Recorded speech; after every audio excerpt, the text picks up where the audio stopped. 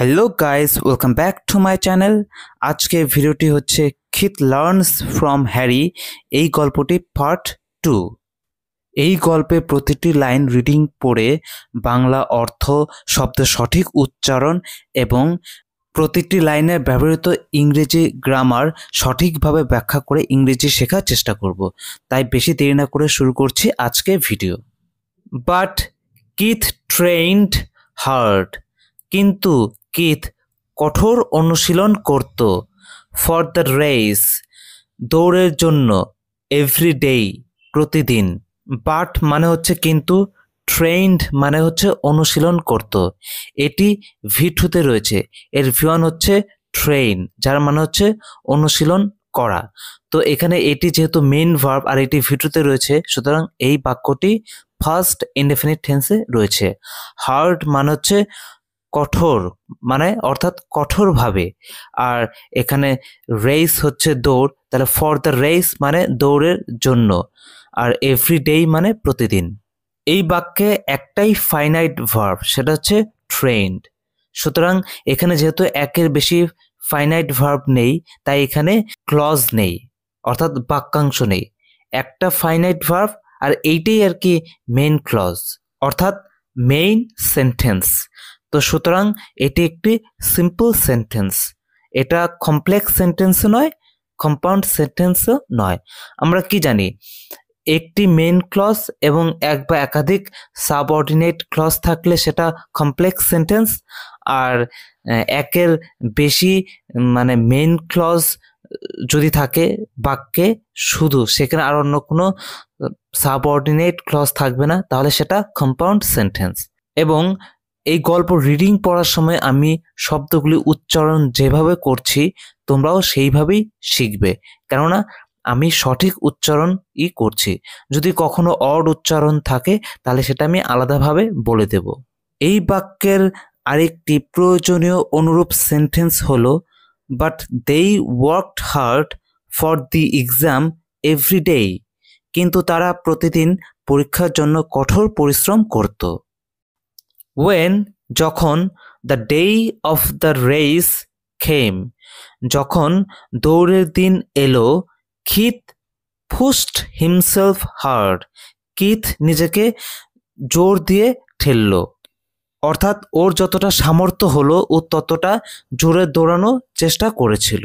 ঠিক আছে, এখানে when মানে যখন, the day of the race মানে হচ্ছে দৌড়ের দিন, আর came মানে হচ্ছে এলো। এটা ভিটুতে রয়েছে, এর ভিয়ন হচ্ছে খাম, যার মানে হচ্ছে আশা। এটা যেহেতু ভিটুতে রয়েছে, সুতরাং এই বাক্যাংশটি ফার্স্ট ইনডেফিনিট টেন্সে রয়েছে। পুশড মানে হচ্ছে ঠেললো বা জোর করলো, তো এটিও ভিটুতে রয়েছে, এর ভিয়ন হচ্ছে পুশ, যার মানে হচ্ছে ঠেলা। এই পরবর্তী বাক্যাংশে যেহেতু মেইন ভার্ব এটি, তো এটি যেহেতু ভিটুতে রয়েছে, সুতরাং এই বাক্যাংশটিও কি ফার্স্ট ইনডেফিনিট টেন্সে রয়েছে। হিমসেলফ মানে হচ্ছে নিজেকে, আর হার্ড মানে হচ্ছে সেই কঠোর বা কঠোর ভাবে, সেটা আমরা আগেই জেনেছি। তো এখানে দুটি বাক্যাংশ রয়েছে, একটি হচ্ছে ওয়েন থেকে খেইম পর্যন্ত, আর একটি হচ্ছে কিথ থেকে হার্ট পর্যন্ত। তো কিথ থেকে হার্ট পর্যন্ত এটা হচ্ছে মেইন ক্লজ, আর ওয়েন থেকে খেইম পর্যন্ত এটা হচ্ছে মানে সাবঅর্ডিনেট ক্লজ। এটা কি অ্যাডভার্বিয়াল ক্লজ, কারণ এটা টাইম বোঝাচ্ছে। কিসের টাইম? কোন সময়ে যে ও পুস্ট করেছিল, মানে কিথ পুস্ট হিমসেলফ হার্ড, এই সময়টা কোন সময়, সেই সময় কে নির্ধারণ করছে এই ওয়েন থেকে হার্ট পর্যন্ত। সুতরাং এই বাক্যটি হচ্ছে কমপ্লেক্স সেন্টেন্স। এই বাক্যে অনুরূপ আরেকটি প্রয়োজনীয় বাক্য হচ্ছে, when the rain started we ran for shelter, যখন বৃষ্টি শুরু হলো আমরা আশ্রয়ের জন্য দৌড়ালাম। হি ran, সে দৌড়েছিল, রিয়ালি ফাস্ট, সত্যিই খুব দ্রুত, অ্যান্ড এবং ওয়ান দ্য রেস, মানে ওই দৌড় প্রতিযোগিতাটি জিতেছিল। এই গোটা বাক্যের প্রথম বাক্যাংশটি হি র্যান রিয়ালি ফাস্ট, এখানকার মেইন ভার্ব হচ্ছে র্যান, যেটি ভিটুতে রয়েছে, সুতরাং এটি ফার্স্ট ইনডেফিনিট টেন্সে রয়েছে, এর ভিয়ন হচ্ছে রান। আর দ্বিতীয় বাক্যাংশে যেটা অ্যান্ড দ্বারা যুক্ত হয়েছে, ওয়ান দ্য রেস, মানে এখানে যেহেতু হি হচ্ছে সাবজেক্ট, তাই অ্যান্ড এর পরে আর দ্বিতীয়বার হি লেখা হয়নি, কারণ দুই সেন্টেন্সের সাবজেক্ট হচ্ছে সেম। তো এখানে ওয়ান দ্য রেস এই বাক্যাংশের মেন ভার্ব ওয়ান, যেটা ভিটুতে রয়েছে, এর ভিয়ন হচ্ছে উইন। ঠিক আছে, তো এখানে দুটি বাক্যাংশই হচ্ছে মেইন ক্লজ, সুতরাং এই বাক্যটি হচ্ছে কম্পাউন্ড সেন্টেন্স। এখানে রিয়েলি ফাস্ট মানে খুব দ্রুত, আর দ্য রেস মানে দৌড় প্রতিযোগিতা। আরেকটি এই বাক্যের অনুরূপ সেন্টেন্স হচ্ছে she studied hard and first the test. সে কঠোর পড়াশোনা করলো এবং পরীক্ষায় উত্তীর্ণ হলো। আফটার দ্য রেস, দৌড়ের পরে, হ্যারি কেম আপ, হ্যারি এগিয়ে এলো, অ্যান্ড এবং কংগ্রাচুলেটেড হিম, তাকে অভিনন্দন জানালো। তো এখানে আফটার দ্য রেস, আফটার মানে পরে, আর দ্য রেস মানে প্রতিযোগিতা, দৌড় প্রতিযোগিতা, আর এখানে কেম আপ মানে হচ্ছে এগিয়ে এলো, এটা ভিটুতে রয়েছে, এর ভিয়ন হচ্ছে কাম আপ, সুতরাং এই বাক্যাংশটি হয়েছে ফার্স্ট ইনডিফিনিট টেন্স। এরপরে অ্যান্ড দ্বারা আরেকটি বাক্যাংশ যুক্ত হয়েছে, এবং সেই বাক্যে যে মেইন ভার্ব কংগ্রাচুলেটেড, এর মানে হচ্ছে অভিনন্দন জানানো, এটিও ভিটুতে রয়েছে এবং এর সাবজেক্ট কিন্তু সেই হ্যারি। ওকে, তো এটি যেহেতু ভিটুতে রয়েছে, সুতরাং এই বাক্যাংশটুকু কি ফার্স্ট ইনডিফিনিট টেন্সে রয়েছে। এই বাক্যের দুটি বাক্যাংশই হচ্ছে মেন ক্লজ, আর এরা যেহেতু অ্যান্ড দ্বারা যুক্ত হয়েছে, অর্থাৎ কোঅর্ডিনেটিভ কনজাংশন দ্বারা যুক্ত হয়েছে, সুতরাং এরা কম্পাউন্ড সেন্টেন্স, এখানে কোনো সাবঅর্ডিনেট ক্লজ নেই। এক্সাম্পল সেন্টেন্স হচ্ছে after the meeting the manager প্রেইজড the team. মিটিংয়ের পরে ম্যানেজার দলটিকে প্রশংসা করলেন। কিথ নিউ, কিথ জানতো, দ্যাট যে হ্যারি হ্যাড ওয়ান, হ্যারি জিতেছিল, অল দ্য রেসেস, সব দৌড় প্রতিযোগিতাগুলি। এই বাক্যের প্রথম বাক্যাংশ কিথ নিউ, এর মেন ভার্ব হচ্ছে নিউ, এটি ভিটুতে রয়েছে, এর ভিয়ন হচ্ছে নো, সুতরাং এই বাক্যাংশটি ফার্স্ট ইনডিফিনিট টেন্সে রয়েছে। এরপরে that Harry had one all the races, এই বাক্যাংশের মেইন ভার্ব হচ্ছে ওয়ান, আর এর হচ্ছে হেল্পিং ভার্ব যেহেতু হ্যাড রয়েছে, সুতরাং এটি ফার্স্ট পারফেক্ট টেন্সে রয়েছে। আর এখানে ওয়ান, এটি ভি3তে রয়েছে, এর ভিওয়ান হচ্ছে উইন। এখানে কিথ নিউ এই বাক্যাংশটি হচ্ছে মেইন ক্লজ, এবং দ্যাট থেকে বাকি অংশ, ওই বাক্যাংশটি হচ্ছে সাবঅর্ডিনেট ক্লজ। ঠিক আছে, সুতরাং এই টোটাল বাক্যটি কিন্তু কমপ্লেক্স সেন্টেন্স, কারণ এখানে একটি মেইন ক্লজ এবং আরেকটি সাবঅর্ডিনেট ক্লজ রয়েছে। তাই they realised that he had lied to them, তারা বুঝেছিল যে সে তাদের সঙ্গে মিথ্যা বলেছিল। হি ওয়াজ অ্যামেজড, সে বিস্মিত হলো। টু ফাইন্ড দ্যাট মানে এটা জানতে পেরে বা এটা দেখে যে Harry was not jealous at all, Harry মোটেই ঈর্ষান্বিত ছিল না। এই বাক্যে প্রথম ক্লজ অর্থাৎ প্রথম বাক্যাংশ হচ্ছে হি থেকে ফাইন্ড পর্যন্ত। ওকে, এটা প্যাসিভ সেন্সে রয়েছে, কেননা এখানে হি সাবজেক্ট, তারপরে বি ভার্ব ওয়াজ এবং অ্যামেজড, এটি কিন্তু ভি3তে রয়েছে। ঠিক আছে, সুতরাং এটি ফার্স্ট ইনডিফিনিট টেন্সে প্যাসিভ সেন্সে রয়েছে। আর অ্যামেজড মানে হচ্ছে বিস্মিত, আর এখানে ওয়াজ যেহেতু আছে তাই বিস্মিত হয়েছিল। আর ফাইন্ড মানে হচ্ছে মানে পাওয়া বা এখানে জানতে পারা। ঠিক আছে, আর টু ফাইন্ড যেহেতু রয়েছে এটি ইনফিনিটিভ ভার্ব। এরপরে দ্বিতীয় বাক্যাংশটি হচ্ছে দ্যাট থেকে অ্যাট অল পর্যন্ত।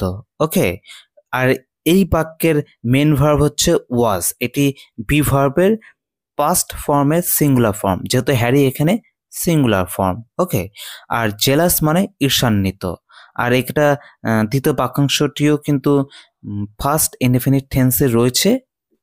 অ্যাট অল মানে হচ্ছে মোটেই না।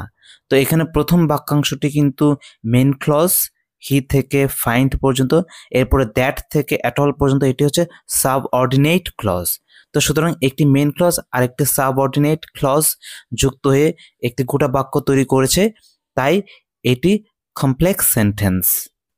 I was shocked two see that he didn't care আমি অবাক হয়েছিলাম এটা দেখে যে সে একটুও পাত্তা দেয়নি।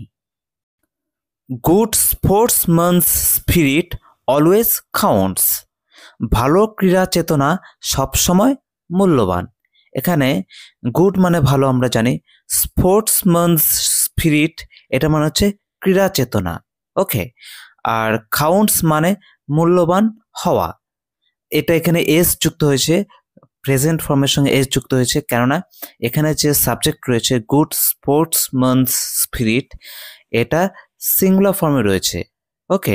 স্পিরিট তো গোনা যায় না, এটা আনকাউন্টেবল, তাই এটা সিঙ্গুলার ফর্মে, মানে এটাকে আমরা সিঙ্গুলার ফর্ম হিসেবেই ধরে নিব।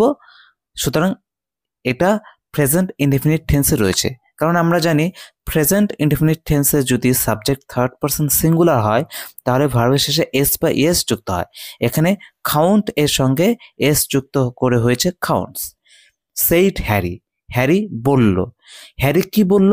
এই কোটেশনের ভেতর অংশটুকু বলল। এই কোটেশনের ভেতরে সম্পূর্ণ অংশই হ্যারির নিজের মুখের কথা, সুতরাং এটা ডিরেক্ট স্পিচে রয়েছে। কখন বলল? বিফোর লিভিং, চলে যাওয়ার আগে। বিফোর মানে আগে, লিভ মানে চলে যাওয়া, আর বিফোরের পরে আমরা যখন ভার্ব বসাই তাহলে সেটা ভার্বের প্রেজেন্ট ফর্মের সঙ্গে আইএনজি যুক্ত হয়। এখানে সেইড ভি2, সুতরাং কোটেশনের বাইরে অংশটা ফার্স্ট ইনডেফিনিট টেন্সে রয়েছে। এখানে কমপ্লেক্স বা কম্পাউন্ড সেন্টেন্সের কোনো ব্যাপার নেই, কেননা কোটেশনের ভেতরে যে অংশটা সিম্পল সেন্টেন্সে রয়েছে, আর কোটেশনের বাইরে যে সেইড এটা হচ্ছে রিপোর্টিং ভার্ব, সুতরাং এই অংশটা ফার্স্ট ইনডেফিনিট টেন্সে রয়েছে। Truth always wins, said father before going out. সত্য সবসময়ই জয়ী হয়, বাবা বললেন বাইরে যাওয়ার আগে। কিথ আন্ডারস্টুড দ্যাট, কিথ বুঝলো যে উইনিং অর লুজিং মানে জয় পরাজয়, অর্থাৎ জয় অথবা পরাজয় ইজ নট ইম্পর্ট্যান্ট, গুরুত্বপূর্ণ নয়। এখানে প্রথম বাক্যাংশ অর্থাৎ ক্লজ কিথ আন্ডারস্টুড এর মেন ভার্ব অর্থাৎ ফাইনাইট ভার্ব রয়েছে ভি2তে, সুতরাং এটি ফার্স্ট ইনডেফিনিট টেন্স, এর ভিয়ন হচ্ছে আন্ডারস্ট্যান্ড। তারপরে দ্যাট থেকে ইম্পর্ট্যান্ট পর্যন্ত এই অংশটা হচ্ছে সাবঅর্ডিনেট ক্লজ, এর মেন ভার্ব হচ্ছে ইজ, ওকে। এটা যেহেতু একটা মানে একটা জেনারেল ফ্যাক্ট বোঝানো হয়েছে যে জয় পরাজয় এটা খুব একটা গুরুত্বপূর্ণ বিষয় নয়, সুতরাং এটাকে আমাদের প্রেজেন্ট ইনডেফিনিট টেন্সে রাখতে হবে, অর্থাৎ লিখতে হবে। এখানে ইজ বি ভার্বের প্রেজেন্ট ফর্মের সিঙ্গুলার ফর্ম, যেহেতু এখানে দুটি সাবজেক্ট যেমন উইনিং এবং লুজিং দুটিকে ওর দ্বারা যুক্ত হয়েছে, সুতরাং এদের একসঙ্গে ধরা যাবে না, হয়তো উইনিংকে ধরতে হবে নতুবা লুজিংকে ধরতে হবে। তো এরা আলাদাভাবে হলে তাহলে এরা সিঙ্গুলার, আর যদি একসঙ্গে ধরতাম তাহলে প্লুরাল হতো, যেহেতু আলাদা আলাদা অথবা বলা হয়েছে তাই এখানে ইজ সিঙ্গুলার ফর্মে বসেছে। যেহেতু এখানে মেইন ক্লজ এবং সাবঅর্ডিনেট ক্লজ যুক্ত রয়েছে, সুতরাং এই বাক্যটি complex sentence. She realised that waiting patiently is necessary. সে বুঝেছিল যে ধৈর্য ধরে অপেক্ষা করাটা দরকার। আজকে ভিডিওটি এখানেই শেষ। ইংরেজি শেখার জন্য এরকম আরও ভালো ভালো ভিডিও পেতে চ্যানেলটি সাবস্ক্রাইব করে সঙ্গে থাকো এবং ভিডিওটিতে লাইক শেয়ার কমেন্ট করো ও বন্ধুদের সঙ্গে ভিডিওটি শেয়ার করো। ধন্যবাদ।